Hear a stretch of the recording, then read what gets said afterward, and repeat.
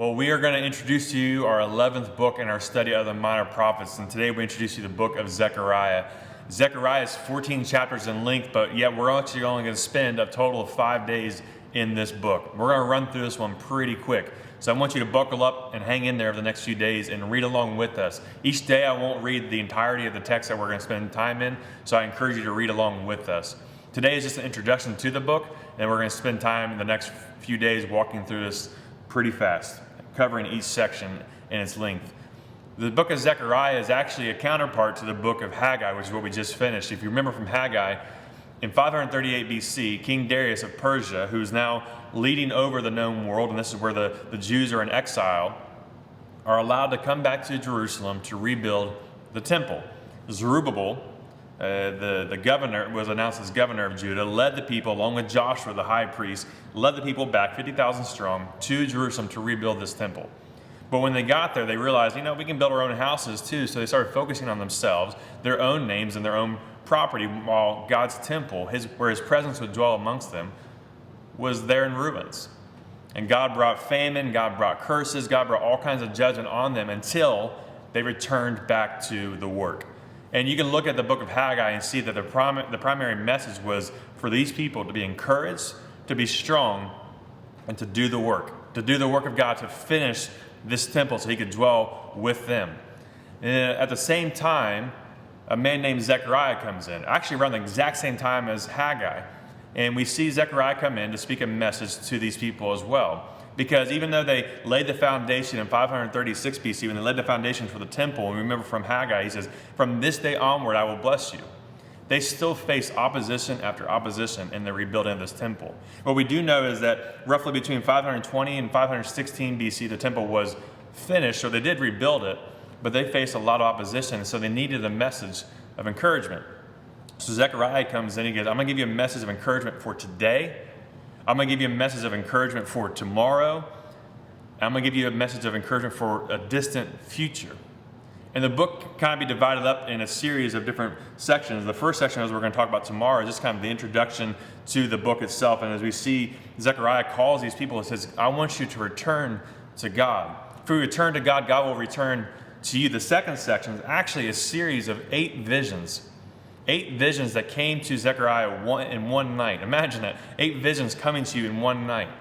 And sometimes we get lost in trying to understand these different intricate visions because they can get a little confusing. There's a red horse. That's kind of different. We spend a lot of time focusing on what these different things mean, but actually if you read this book with me, if you study this book, as we'll cover these 8 different visions, an angel is given to Zechariah to explain each one of these. And a lot of these visions are focusing on a certain someone who's going to come later. They also are pointing to the Messiah, or the anointed one, the branch of David, from the lineage of David, this shepherd king, this righteous king. And they're all pointing forward to this day when a Messiah figure will come. He's the stone, he's the branch, he's God's shepherd, he's God's servant. A lot of different names refer to this coming king who will rule not only over Jerusalem, but all over the world. So that's encouraging them, saying, hey, this temple is going to be rebuilt. And once this temple is rebuilt, one day this king will come and he will rule and reign. He'll fulfill the office of king, but he'll also fulfill the office of priest. And we know that to be true of Jesus. But not only does Zechariah promise about the coming king, it also refers to some of the things he'll go through in life. If you've been around the summit long enough, go back, I think, 2 Easters back, it may have been a year ago, I don't remember. I spoke, Zach McCrae spoke, my brother Brian spoke, and Brett Hauer, our assistant pastor here, spoke as well. And we did a message about the kingdom. And we talked about, from the book of Zechariah, all the prophecies that surrounded this coming king in the person of Jesus. See, at the second part of Zechariah, towards the end, we get 2 oracles. We're talking about this returning king. And it starts talking about how this king will come.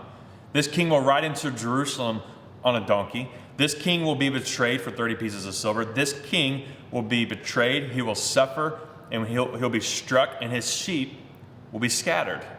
And we see all this prophecy being fulfilled right around the time of Easter. And we know the Easter story well, that Jesus came riding into town, they expected a triumphant king, but he came in humility, like we see in the book of Zechariah. We see as king in Jesus being betrayed by his friend Judas for 30 pieces of silver. We see him being crucified, as we see he was struck, and his blood poured out. As we see in Zechariah, that blood will be poured out for the cleansing and purification of sins.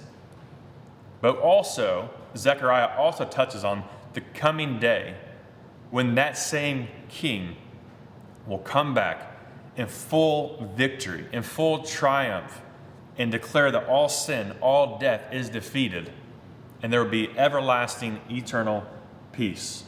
And we'll follow this leader, we'll follow this shepherd king, we'll be his sheep, he will be our shepherd, we'll be his people, he'll be our God. It's a beautiful story in the book of Zechariah.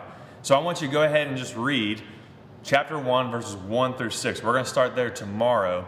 Only 6 verses, but then after that, again, I want you to hang in there with us because we're going to go very fast after that. As we spend time looking at the 8 visions, as we spend time talking about this return of this king. This is the book of Zechariah. Will you join us in studying this book together?